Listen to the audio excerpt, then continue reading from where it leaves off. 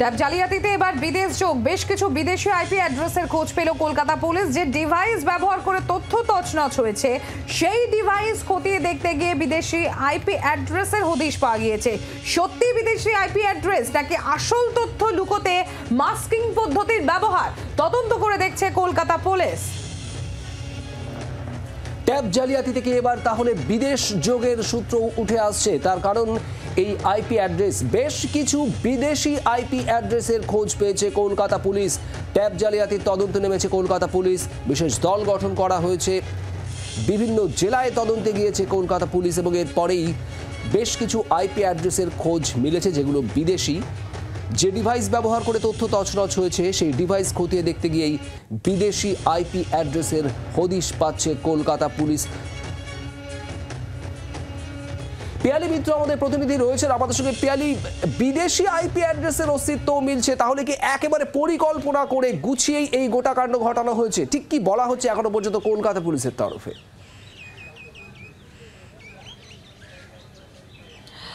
দেখো, একটা বিষয় স্পষ্ট যে গোটা বিষয়টা পরিকল্পনা করে ঘটানো হয়েছে এবং এক্ষেত্রে বেশিরভাগ যে সমস্ত অ্যাকাউন্টে টাকা জমা পড়েছে বা টাকা উইথড্র হচ্ছে সেটার ক্ষেত্রে দেখা যাচ্ছে উত্তরবঙ্গে চোপড়া বেশিরভাগ, তাছাড়া রয়েছে ইসলামপুর, কিষানগঞ্জ এই এলাকা। ফলে এই অঞ্চলগুলোকে এপি সেন্টার বলা হচ্ছে।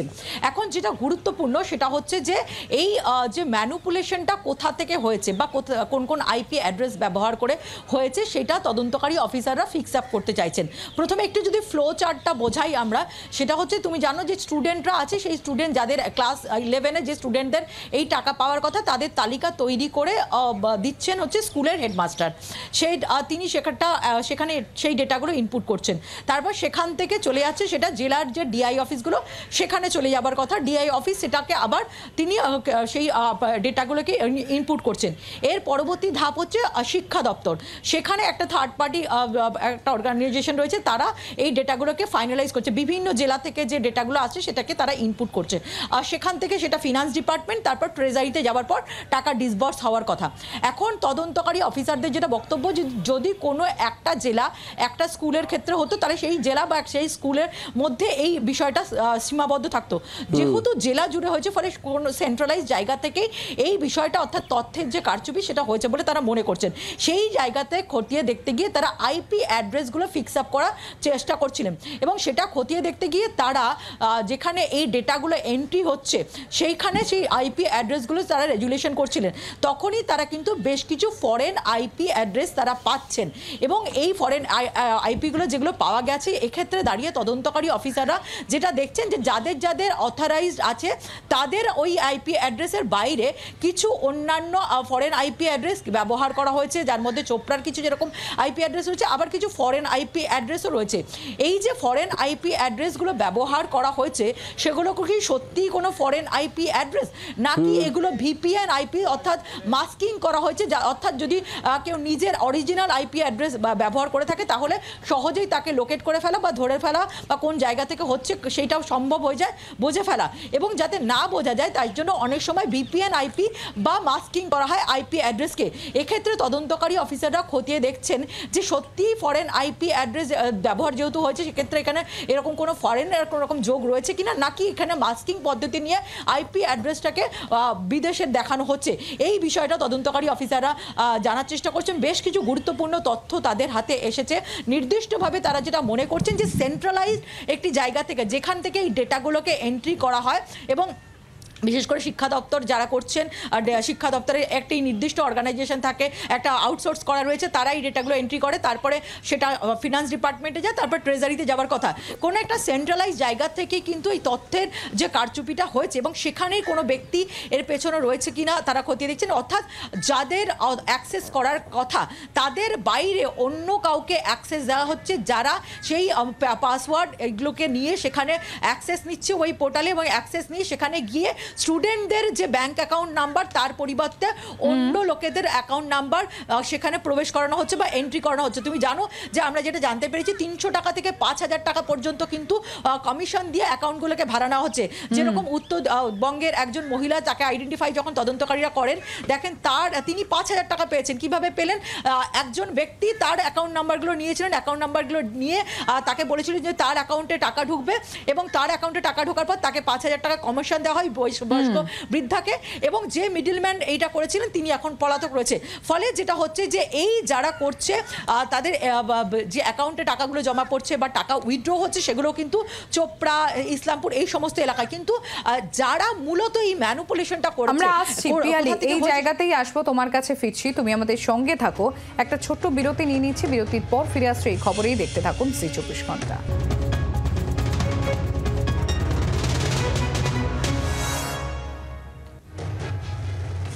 ট্যাব জালিয়াতি তদন্তের আপডেটের দিকে আমরা নজর রেখেছি। কলকাতা পুলিশ তদন্ত চালাচ্ছে, আর এই তদন্ত করতে গিয়ে উঠে আসছে বেশ কিছু আইপি অ্যাড্রেসের সন্ধান, যেগুলো বিদেশের আইপি অ্যাড্রেস এমনটা প্রাথমিকভাবে মনে করছে কলকাতা পুলিশ। আর এখানেই আরও একবার কথা বলবো, পিয়ালি মিত্র আমাদের প্রতিনিধি রয়েছেন আমাদের সঙ্গে। পিয়ালি, ভিন রাজ্যের যোগের বিষয়টা নিশ্চিত হওয়া গিয়েছিল এবং দেখা গিয়েছিল যে ভিন রাজ্যের যোগ কোথাও না কোথাও রয়েছে এই ট্যাব জালিয়াতি তদন্তে। এবার কি তাহলে বিদেশ যোগের ব্যাপারটাও সামনে আসছে?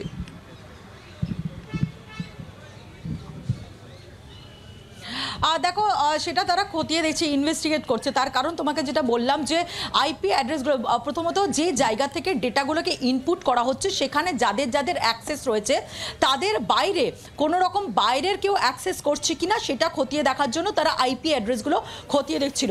খতিয়ে দেখতে গিয়ে বেশ কিছু ফরেন আইপি অ্যাড্রেসের তারা খোঁজ পেয়েছেন।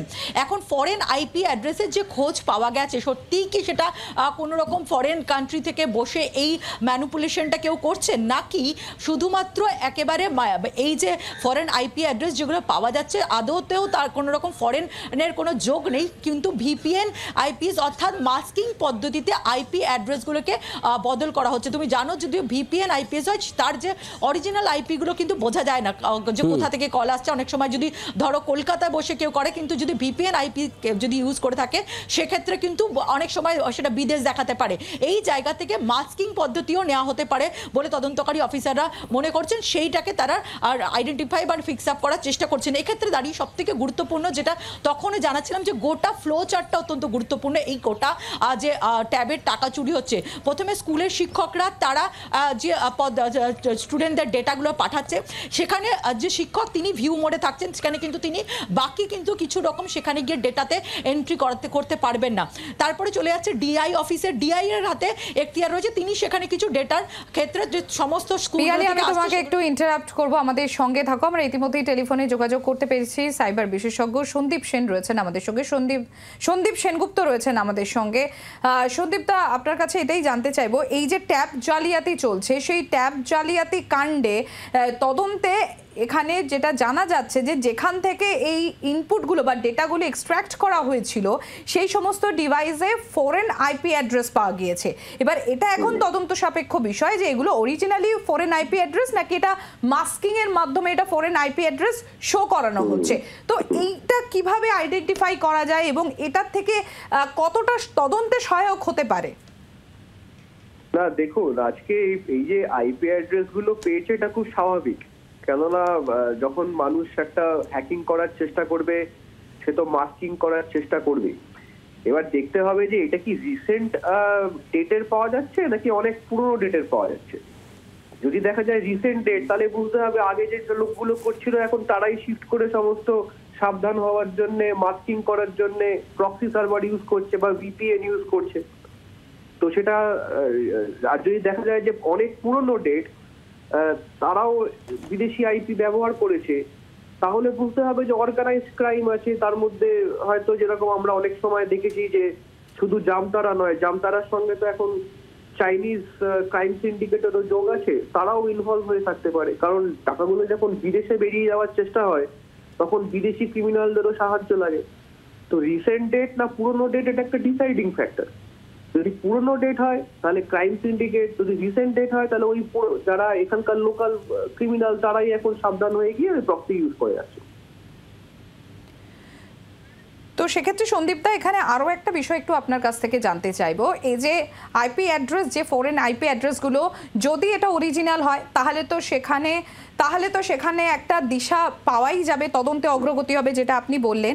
কিন্তু এটা যদি ফেক হয়, মানে যদি এটা মাস্কিং করা হয়, সেক্ষেত্রেও কি কোনোভাবে তদন্তের কোনো একটা ক্লুও এখান থেকে খুঁজে পাওয়া যেতে পারে? সেটার কি কোনো সেই ধরনের কোনো সম্ভাবনাও থাকে কি? না, এখানে আজকে যদি একটা ভিপিএন ইউজ করে, তা এরা এমন ভিপিএন ইউজ করে যাতে ওখানটাকে ধরা খুব মুশকিল, মানে এমন ভিপিএনই ব্যবহার করছে যারা চট করে গভর্নমেন্টের সঙ্গে কোঅপারেশন করবে না। আচ্ছা, তার মানে এটা কমপ্লিট ডেড এন্ড যদি এটা মাস্কিং করে। ডেড এন্ড বলবো না, আজকে যদি ভিপিএন এ যারা সার্ভিস প্রোভাইডার তাদের কাছে যদি ঠিকঠাক লিগালি একদম চ্যানেলে পৌঁছে যাওয়া যায় একটা কোর্টের অর্ডার নিয়ে, সেটা একটা ফরেন কোর্ট বা ইন্টারন্যাশনাল কোর্টও যদি হয়, তাহলে কিন্তু আজ বাদে কাল একদিন না একদিন তার পুরো ডিটেলসটা পাওয়া যাবে, কিন্তু আমার পুরো ইনভেস্টিগেশনটা স্লো হয়ে যাবে। অনেক ধন্যবাদ সন্দীপদা। আমরা কথা বলছিলাম, সাইবার বিশেষজ্ঞ সন্দীপ সেনগুপ্ত ছিলেন আমাদের সঙ্গে। বাংলার আওয়াজ, বাঙালির আবেগ, জি 24 ঘন্টা।